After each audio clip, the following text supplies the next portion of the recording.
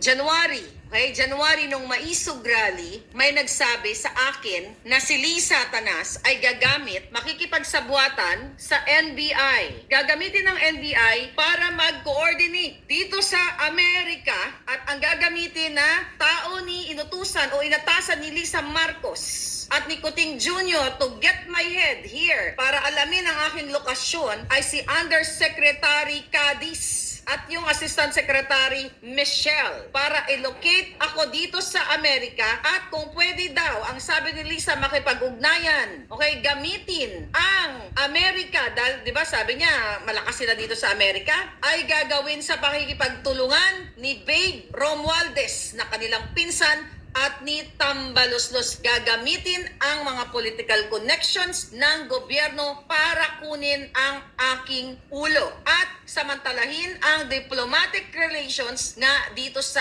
Amerika. At kung pwede daw, sabi ni Lisa, ay makipag-ugnayan sa Federal Law Enforcement Agency para gurgurin. So hindi ko alam kung may pinadala na ba si Lisa dito mula sa Romania para gurgurin. Yan ang kailangan nyong malaman. Ikaw, Cadiz, Undersecretary, ay isasama ko yan sa report ko sa Federal Bureau. Akala ninyong hayop kayo, Lisa. Magagamit mo ang power na ninakaw nyo sa taong bayan. Mga ginayupa kayo. Hindi ka magwawagi. At ikaw, ulitin ko, ang kanya palang pangalan ay ito, binigay sa atin ng ating puting ahas na Miss Marlica, mag-ingat ka. Dahil ang utos ni Lisa, lalo na si Lisa at ng Marcos Jr. ay alamin ang iyong lokasyon, get your head sa pamamagitan ni Undersecretary of Justice na si Jose R. Cadiz at also si Michelle, Assistant Secretary of Justice by the name of what? Michelle Ann Lapus.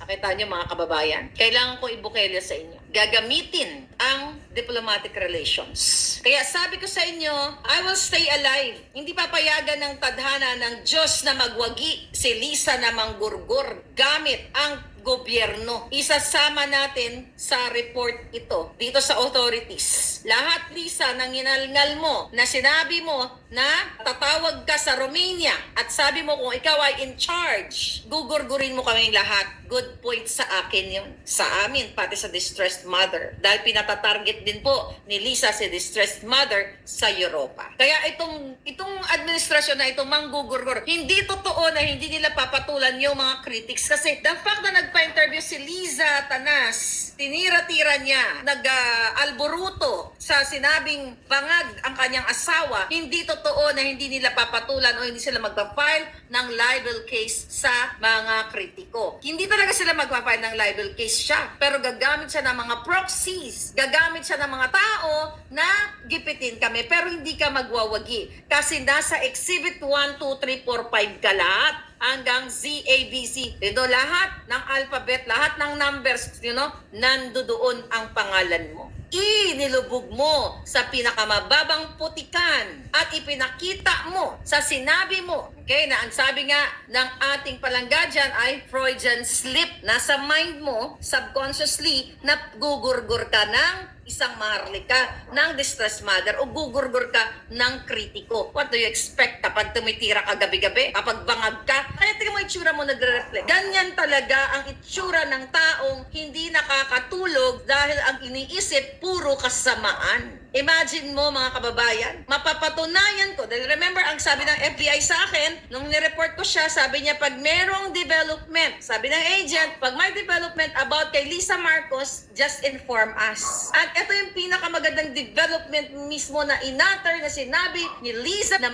isang tawag lang niya sa Romania. Sino tatawagan niya? At kung siya in charge, gurgur kayong lahat. See, Lisa, punong-puno ka ng kasamaan sa utak mo. So speak up day. Ulitin ko po, gusto akong kalawitin ni Lisang akala niya siya si kamatayan. Kayo ang unang kalawitin ng taong bayan. Hindi ako dahil wala akong nineknok sa taong bayan. Wala akong ginurgur. Hindi ako pulboronic katulad ninyo. Gusto kong ibigay talaga sa inyo ang bola. Kayo ang mag-decide. Mga bangag silang lahat. Drug test, ayaw nila. Bakit? Ano ang kinatatakot nila kung hindi sila nagpupulboron? Yung sinasabi ni PIDEA AI generated, bakit pinaperma nila? So, forcibly, ang mga PIDEA agents para sabihin na hindi totoo or AI generated yung nilabas ko. Kaya nga, parasahin natin o i-pressure natin si Senator Bato at Pia Cayetano, okay, ng Blue Ribbon Committee na imbestigahan ay patawag na itong investigating agent kasi dumating na ang sulat dyan sa inyo. Kaya ulit-ulitin ko, Senator Bato, ikaw ay nasa Blue Ribbon, ikaw ay chairman ng Committee on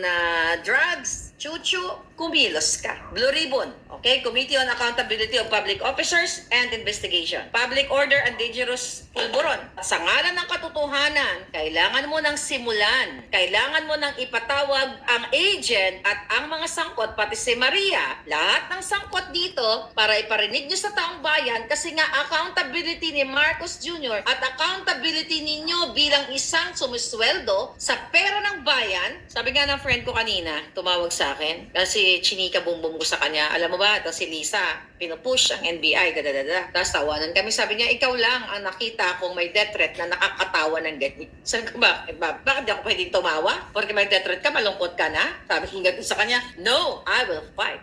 At hindi ko hahayaang magwagi ang Marcos Jr. at si Lisa at ang kanyang mga kasabwat na manggugurgur. Dapat sila ang maunang pumantay ang paa dahil sila ang nagnanakaw ng pera niyo. Sila ang nagpapahirap sa inyong lahat. Si Lisa ang nangingidnap, paulit-ulit kong sabihin yan. At baka iparinig natin sa inyo ang tumatangis na mga bata na pinadukot ni Lisa Marcos sa Turkey. Oh, ito ba si Speaker, dating Speaker Pantaleon Alvarez na gustong pakasuhan ng inciting o act daw ito ng rebellion o sedition? Galing na naman kay Lisa yan. Lisa lahat. Si Lisa lahat yan.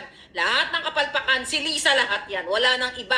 Dahil siya ang nagpapatakbo, siya ang national problem, siya ang nagpapatakbo sa Pilipinas dahil walang backbone si Marcos Jr. Inuutusan ni Lisa at ni Marcos Jr. ni Tambaluslos ang mga kongresista na hanapan ng butas si Speaker, dating Speaker Pantaleon Alvarez para sindakin at kasuhan na nagsasalita lamang dyan. Bakit patuloy kayo? AFP na sumusuporta sa isang bangag. Di lahat Yun lang yung mga nakikinabang kay Kuting. Duty nyo sa taong bayan na ipagtanggol layo ang Pilipino sa pulboronic government. Tapos ang mga kongresista, pinupersa ni Lisa para sampahan ng kaso.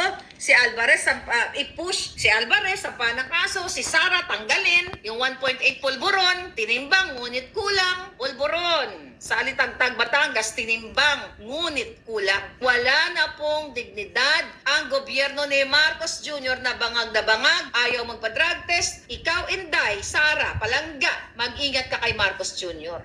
Uy man to si Inday, ginamit. Ini-etchos ka lang ni Marcos Jr. Galing Correct. sa Congress ng impormasyon ko. Binula-bula ka lang, Inday Sara ni Kuting. Na pressurein ka. Kasama ang mga dilawan, nakakampi ni Lisa. Imagine, taas-taas ng trust rating mo, performance rating mo, manawagan silang tanggalin. Kasi yung nasa likod niyan, dito si Lisa Tanas, wala nang iba, at saka si Kuting.